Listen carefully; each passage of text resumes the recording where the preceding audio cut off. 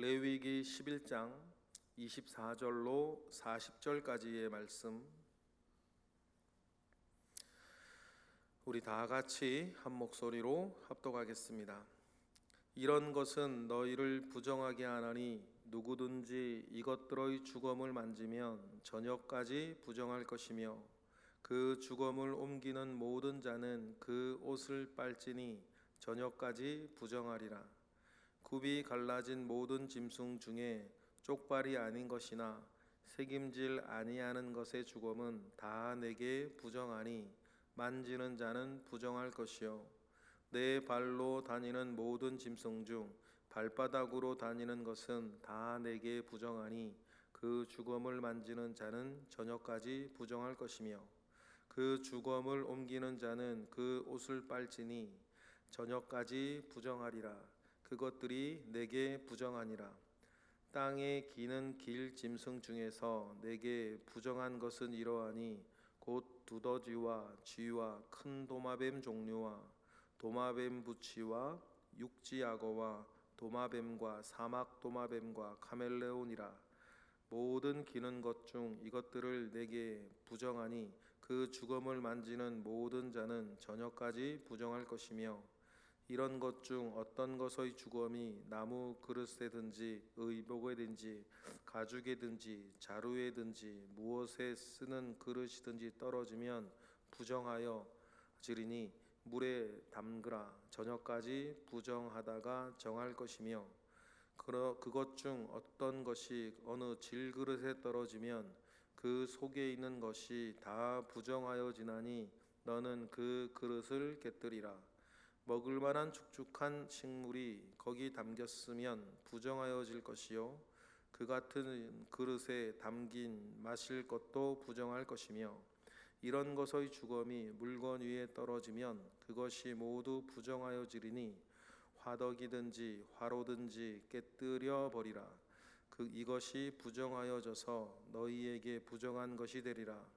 샘물이나 물이 고인 웅덩이는 부정하여지지 아니하되 그 주검에 닿은 것은 모두 부정하여질 것이요 이것들의 주검이 심은 종자에 떨어지면 그것이 정하거니와 만일 종자에 물이 묻었을 때에 그것이 그 위에 떨어지면 너희에게 부정하리라. 너희가 먹을 만한 짐승의 죽은 때에 그 주검을 만지는 자는 저녁까지 부정할 것이며 그것을 먹는 자는 그 옷을 빨 것이요 저녁까지 부정할 것이며 그 주검을 옮기는 자도 그의 옷을 빨 것이요 저녁까지 부정하리라. 아멘. 먹지는 않는데 실수로 주검을 만지게 되면 어떻게 될 것인가 라고 하는 규례입니다. 만지면 부정해지는 주검들에 대한 소개가 그래서 나오는데 길게 나와 있지만 원리는 같습니다. 저녁까지 부정하다 그런 거죠. 그러니까 저녁까지 부정하다라고 하는 것은 두 가지 의미가 있을 것인데 위생적인 의미가 있을 것이고 그리고 또 이스라엘 사람들한테 저녁은 하루를 마감하는 시간이 아니라 하루가 시작되는 시간이 저녁인 것을 우리가 기억을 하면 부정한 모든 것을 이제 다 씻어내고 목욕하고 옷도 빨고 깨끗하게 하여서 잠자리에 들고 그리고 또 깨끗하게 되어진 채로 하루를 이제 시작할 것에 대해서 주님은 말씀하십니다. 여러분, 하나님께서 늘 우리에게 말씀하시는 것 잘 되어지지 않는다 하더라도 힘쓰고 애써서 우리가 해야 될 것들이 이런 류의 영적 원리죠. 아픔이나 슬픔이나 노여움이나 상처들도 계속 길게 가져가지 아니하고 죄를 짓지 아니하며 되도록이면 하루 회를 넘기지 아니하고 그런 것들을 하나님 아버지 앞에 내려놓고 풀고 가야 할 것에 대해서 하나님께서는 늘 말씀하셨던 영적인 원리도 우린 이곳에서 발견해야 될 것입니다. 저녁까지 부정할 것이다 라고 하는 것은 여러분 꼭 그런 의미 속에서 기억해야 될 것인데, 오늘 읽은 여러 가지 이제 내용들을 1차적으로 보면 하나님께서 위생관념이 없을 이스라엘 백성들 가운데에 죽은 동물의 사체를 만졌을 때엔 어떻게 해야 된다, 뭐 이런 오늘 저녁까지 부정해야 된다라고 하는 규정을 통해서 또 세세하게 어디에 떨어지고 어디에 묻었으면 어떻게 하라는 내용들이 매우 위생에 대한 또 건강에 대한 보호를 하나님이 하시려고 하신다는 것도 우리가 기억을 할 수 있습니다. 그래서 총론 같은 것이 24절이죠. 24절 읽어보겠습니다. 이런 것은 너희를 부정하게 하나니 누구든지 이것들의 죽음을 만지면 저녁까지 부정할 것이며, 이러하면서 쭉 내용이 시작이 되어져요. 그러니까 저녁까지 부정한다. 그러니까 성경에 나오는, 레위기에 나오는 부정하다라고 하는 것이 도덕적이고 윤리적이고 종교적인 어떤 부정, 이것만을 이야기하는 것이 아니라 위생적이지 못하고 건강에 좋지 못하고 한 이런 것들도 포괄하고 있는 매우 넓은 개념이라는 것을 여러분들은 기억을 하셔야 할 것입니다. 그래서 감염 예방을 위한 부정한 것들을 격리하는 그런 부분들도 있고, 좀 있으면 나오겠지만 예를 들어서 산모가 부정하니 격리하고 생리하니 부정하니 격리하고, 류의 이야기들은 그건 또 위생 뭐 이런 아니나 감염 이런 것이 아니라 몸이 어렵고 힘든 가운데 있는 사람에게 건강을 회복하기 위한 기간을 주는 것도 부정하다라고 성경은 표현하기 때문에, 레위기에 나오는 부정이 윤리적으로 뭐 도덕적으로 옳지 못하다라고 하는 뜻을 넘어서서 매우 포괄적인 개념이라는 것을 여러분 먼저 기억을 하셔야 될 것이에요. 부정하다라고 하는 단어에 우리가 먼저 가지고 있는 부정하다라고 하는 한글 단어 의미에 너무 갇혀서 이렇게 뭐 윤리적, 도덕적, 종교적으로만 생각하는 것은 레위기의 묵상을 되게 제한할 수 있으니까, 굉장히 부정하다는 말이 포괄적인 의미다라고 하는 것을 여러분 해야 될 것입니다. 그리고 25절에 보면 그 죽음을 옮기는 모든 자는 이렇게 하라 그러죠. 25절 읽어보겠습니다. 그 죽음을 옮기는 모든 자는 그 옷을 빨지니 저녁까지 부정할 것이다 라고 이야기를 합니다. 그래서 옷을 빨아야 하고 저녁까지 부정하다라고 하니, 저녁까지 부정해지면 이 사람은 다른 걸 접촉하면 안 되고 다른 사람을 접촉하면 안 되고 뭐 이런 부분들이 있겠죠. 옷도 빨고 격리 상태로 들어가야 하니까 시체를 만진 자, 죽음을 만진 그 사람들에 대해서 이렇게 하는 건 되게 방역과 관련되어져 있고 위생과 관련되어져 있다는 것을 기억을 하시면 되겠습니다. 그리고 26절부터 28절은 하나님께서 지금까지 얘기하시면서 부정한 짐승과 또 먹어도 되는 짐승 여러 가지 구별을 해 오셨죠. 그래서 26절부터 28절까지는 부정한 짐승의 죽음이에요. 그래서 26절에 굽이 갈라진 모든 짐승 중에서 되새김질하지 않는 것에 대한 것들, 먹지 못하는 것들이에요. 27절에 네 발로 다니는 짐승 중에서 발바닥으로 다니는 짐승, 네 발로 기어 다니는 짐승 중에서 굽이 없고 발바닥으로 다니는 짐승이라 그러면 개나 고양이 같은 그런 것들이죠. 역시 이런 것들의 죽음을 실수로라도 만진 사람은 역시 28절에 보니까 그 죽음을 옮기는 자는 그 옷을 빨지니 저녁까지 부정하리라. 그것들이 내게 부정하니라 라고 하면서 주님이 경고를 주십니다. 29절부터는 땅에 기는 것들의 죽음이에요. 땅에 기는 것들. 그래서 29절에 보면 땅에 기는 길짐승들이죠. 그리고 도마뱀들이나 두더지 같은 이런 것들이 쭉 나오고, 그리고 31절에 그뿐 아니라 모든 기는 것들도 마찬가지예요. 모든 기는 것들도 저녁까지 만지면 저녁까지 부정하다라고 하죠. 그런데 이런 도마뱀류들은 우리가 동남아 여행을 가보신 분들은 아시지만 동남아 여행을 가면 뭐 호텔에도 뭐 천장에 도마뱀들 붙어 있고 벽에 기어다니고 뭐 이런 것들을 가끔 보시게 되죠. 그런 이 도마뱀들이 그러다가 어떻게 죽어서 그릇 같은 데 떨어지면 어떻게 되냐, 이런 부분들에 대해서 굉장히 세밀하게 하나님이 규정을 세워주세요. 그러면 당연하게 32절부터 우리 32절 읽어볼까요? 시작. 이런 것 중 어떤 것의 주검이 나무 그릇에든지 의복에든지 가죽에든지 자루에든지 무엇에 쓰는 그릇인지 떨어지면 부정하여 지리니 어떻게 해요? 물에 담그라. 저녁까지 부정할 것이다. 지금 우리가 당연하게 뭐 이렇게 씻고 뭐 하겠죠. 뭐 씻으라는 얘기를 하는 거예요. 씻을 뿐만 아니라 그 물에 담궈두라 하는 거죠. 뭐 세제 같은 것들이 지금처럼 발전하지 못했을 것이니까 당연히 하나님께서 우리 건강을 위해서 그렇게 말씀하실 것인데, 물에 담그거나 씻어도 안 씻어지는 것들이 또 있겠죠. 어떤 거에 질그릇 같은 거예요.